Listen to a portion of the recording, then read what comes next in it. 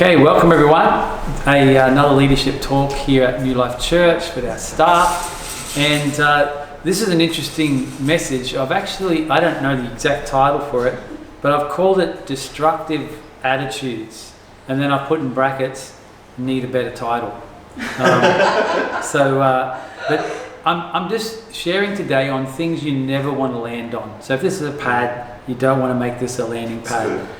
They'll eat you up, and I guess over time I figured out that some of these things, if you can get an awareness that I'm starting to land on one of those pads, you kind of need to have something inside you says, don't go there, that's not good for you. And that's kind of the premise of what we're talking about. So I think in my mind, don't go there, this is bad for me and it's bad for others. So it leads to offense and it leads to unforgiveness, and it's things that arrive at offense and unforgiveness and bitterness, so we don't want to go. These are where we don't want to go. So, but there's an on-ramp to these things, and I'm going to talk about some of those on-ramps to the highway of bitterness that none of us want to land on. If there was a sign today, I would hold it up and say, wrong way, go back.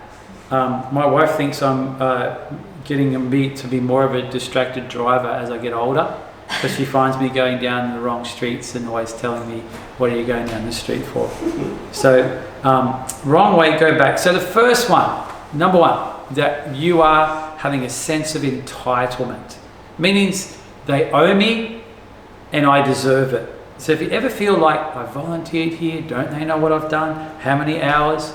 And what, they're asking me to do this, or they won't get me time off for that. You've got a sense of entitlement. It's an unhealthy sense of entitlement because you feel that you're owed something. That's what entitlement's all about. The longer you serve in a position, in an organization, the greater sense of entitlement will be there. Don't get entitlement mixed up with honor.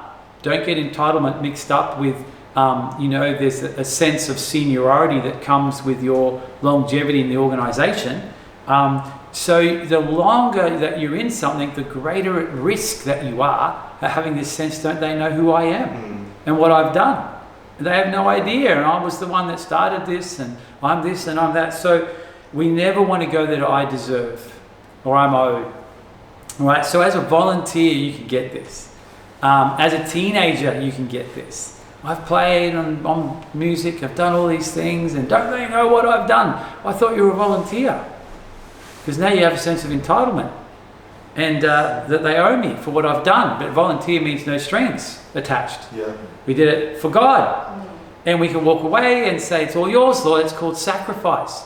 And if you don't sacrifice, you did it for payment, you're kind of back into the law, which is sort of like earn, deserve mentality, not grace. But we're saved by grace. And so again, we're getting mixed up with all these theologies about how we go about even serving. So, as a staff member, as a volunteer, as a senior or a junior, don't get a sense of entitlement. Next one, assuming promotion. Many people assume that they're going to get the job that's coming up for vacancy. Again, I've been here a long time, I'm next in line, I deserve it. And then you feel robbed when you didn't get it for something that was never yours. It's kind of an interesting thought. Yeah. It was never yours, it was never given to you, but now you're offended and feel robbed because you didn't get it. But it wasn't yours, but you thought it was. And there is the pad you landed on. So the problem in this mistake is they assume ownership of a position or a title that was never theirs, then feel robbed by something they never owned and get offended. This is crazy, but people do it all the time. So again, stay humble. Don't assume promotion. Never want to land there. Number 3, my rights. What about my rights? Well, when Jesus died on the cross, and your life is here with Christ in God, your life is not your own. It belongs to Him. You have no rights. The only rights you have is to respond like Jesus responds. Yeah. That's really it. No one likes to hear that, but that's the truth. And so again, let's not get caught up in my rights. What would Jesus do? And Jesus laid down all His rights. And He actually became a servant, emptied Himself, kenosis. And he landed on that path. Let's make sure we land there. Number 4. I volunteer, but they owe me. Kind of covered this already. So don't get mixed up with the mentality of the earn, deserve. Don't they see what I've done? I have deserved a weekend off or whatever. You probably have, but don't have that attitude. It's because it'll lead to those other things about bitterness, unforgiveness, difficulty with the leadership, with our attitude or whatever. Familiarity, number 5. Determine the difference between when the leader wears the hat of the leader and when the leader wears the hat of your friend. And so if you're too familiar, you kind of get that mixed up. And this again hurts people. They can't figure it out. Some people just can't get close to the leader. I heard a message preached brilliantly by our state president years ago when he talked about Aaron and Hur and how they lifted up Abraham's hands. But he said when you lift up, you're really close under the armpit. You're now so familiar. You're smelling smells you didn't want to know about. And so you're standing with your leader who in their armpit, and you thought, hey, I didn't know leadership was about this. And so again, some people can't handle that. So the truth is, when you get closer to your leaders, you're going to see more stuff, and you're going to see more humanity. Not that because we hold them on a pedestal, and all of a sudden they'll come down a few pegs because you see the real them. Yeah. And some people just can't handle it, and it shipwrecks their faith. Let's make sure we don't land on the I can't handle the familiarity pad. They get too close, they see all the faults, and they don't have the maturity to navigate it.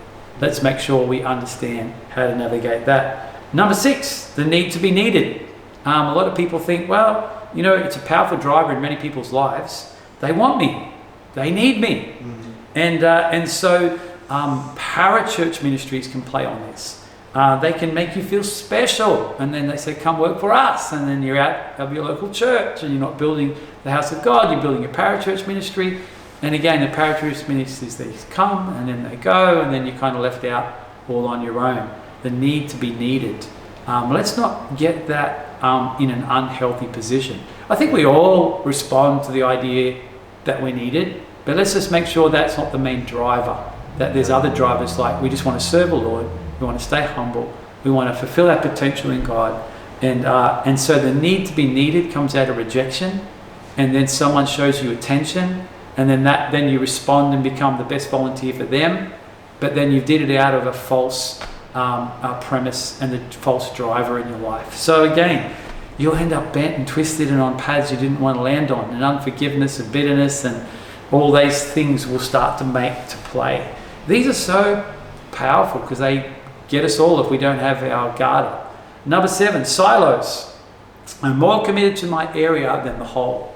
And then when the pastor or the leader or supervisor or starts to mess with your little ministry area that's not yours, that you're just serving in but you thought was yours, you're now offended.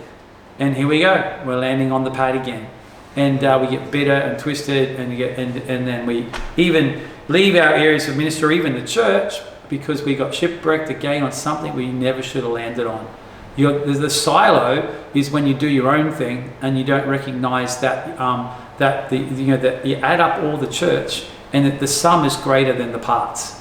All right, and there's always something bigger. We're part of something larger than what we serve. If you're in the youth ministry, it's part of the vision of the church. It doesn't have its separate vision. You're an expression of the main vision to the young people. Kids church, you're an expression to the little people. Musicians, you're an expression of the vision of the house through creative arts and worship. And there is you're serving the grander vision. So don't get caught up in my little area and say I can't go somewhere else and then get offended and get bitter and get twisted. Always remember we're serving the greater vision and we're just playing our part in a smaller area.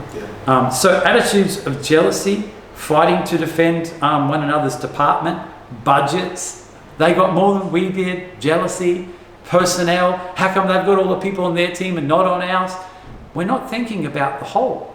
We're thinking about ourselves in our tiny little silo. These things will be destructive. All right, I better speed up. Favoritism or perceived. The perceived in-group.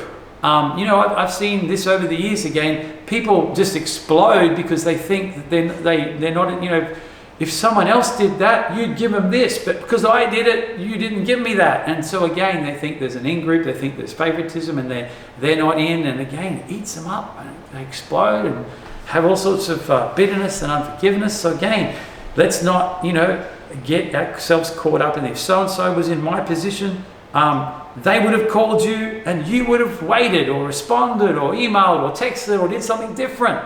But not me. Again, you poor victim mentality is going on there. So jealousy. Don't go there. Accept the leader is going to be naturally closer to some people than others, just like you are naturally closer to some people than others. Yeah. And give permission for that. And let's all be in the kingdom of God and get secure about it. All right. It'll eat you up if you don't get it right. All these things will eat you up. Number 9, the leader should have. If I was the leader, I would have. Again, let's not go there. Being close to us, can't understand that they're running a major area of ministry in an area. You don't talk to us about these things, but you talk to them. You know, the leader should have. So let's not, you know, get ourselves involved in this. Let's make sure we understand that we serve the house, we serve our leaders, and we aren't them.